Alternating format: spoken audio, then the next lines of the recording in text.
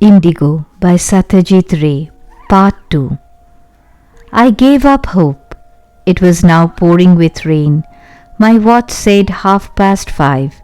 For the last 20 miles I had had to keep the speedometer down to 15, or I would have been well past Messenger by now. Where was I? Up ahead nothing was visible through the rain-swept windscreen. The wiper was on, but its efforts were more frolicsome than effective. It being April, the sun should still be up, but it seemed more like late evening. I opened the door on my right slightly and looked out. What I saw didn't suggest the presence of a town, though I could make out a couple of buildings through the trees. There was no question of getting out of the car and exploring. But one thing was clear enough. There were no shops along the road as far as the eye could see, and I had no more spare tires. After waiting in the car for a quarter of an hour, it struck me that no other vehicle had passed by in all this time. Was I on the right road? There had been no mistake up to Shuri. But suppose I had taken a wrong turning after that. It was not impossible in the blinding rain. But even if I had made a mistake, it was not as if I had strayed into the jungles of Africa or South America. Wherever I was, there was no doubt that I was still in the district of Birbhum, within 50 miles of Shantiniketan, and as soon as the rain stopped, my troubles would be over. I might even find a repair shop within a mile or so. I pulled out a packet of wills from my pocket and lit a cigarette. I recalled Bhola Babu's warning. He must have gone through the same trying experience, or how could he have given me such sound advice? In future, honk, honk, honk. I turned round and saw a truck standing behind. Why was it blowing its horn? Was I standing right in the middle of the road? The rain had let up a little. I opened the door, got out, and found that it was no fault of the truck. When my tire burst, the car had swerved at an angle and was now blocking most of the road. There was no room for the truck to pass. "Take the car to one side, sir." The sick driver had by now come out of the truck. "What's the matter?" he asked. "A puncture?" I shrugged to convey my state of helplessness. "If you could lend a hand," I said, "we could move the car to one side and let you pass." The driver's helper came out too. The three of us pushed the car to one side of the road. Then I found out from the two men that I was indeed on the wrong road for Dumka. I had taken a wrong turning and would have to drive back 3 miles to get back on the right track. I also learned that there were no repair shops nearby. The truck went on its way. As its noise faded away, the truth struck me like a hammer blow.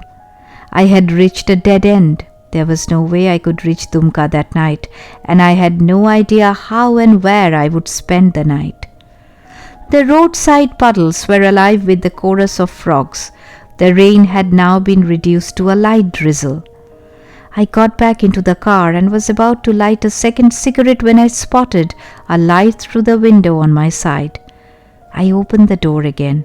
Through the branches of a tree I saw a rectangle of orange light. A window.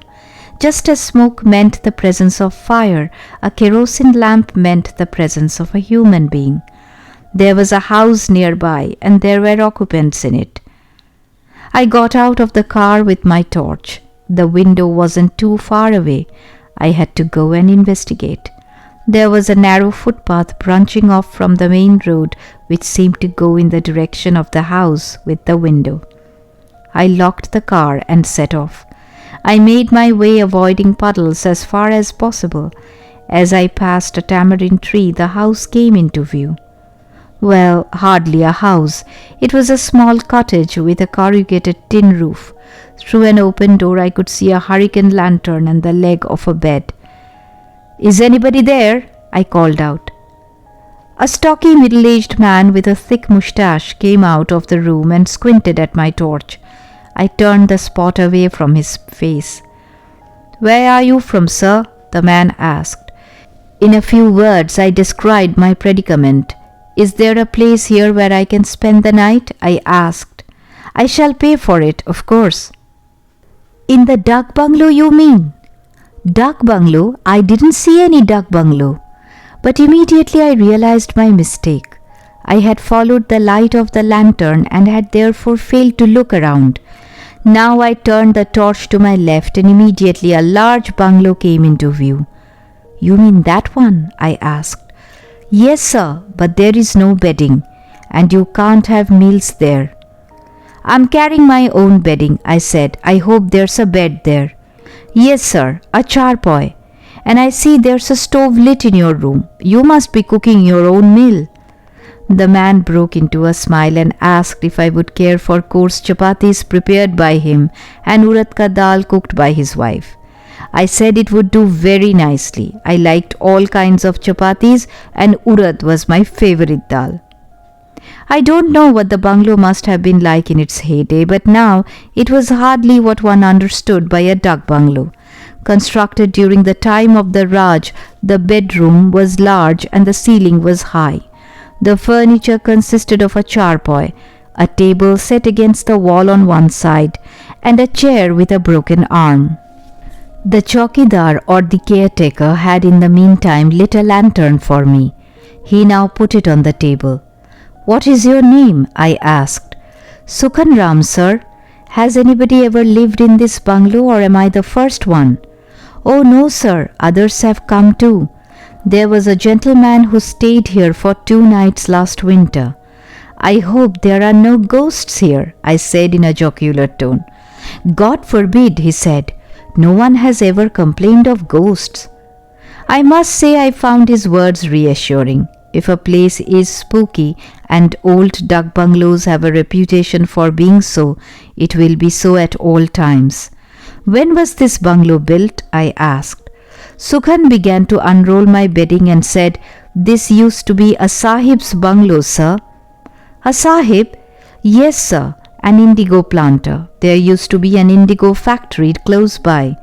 Now only the chimney is standing. I knew indigo was cultivated in these parts at one time. I had seen ruins of indigo factories in Mungir too, in my childhood.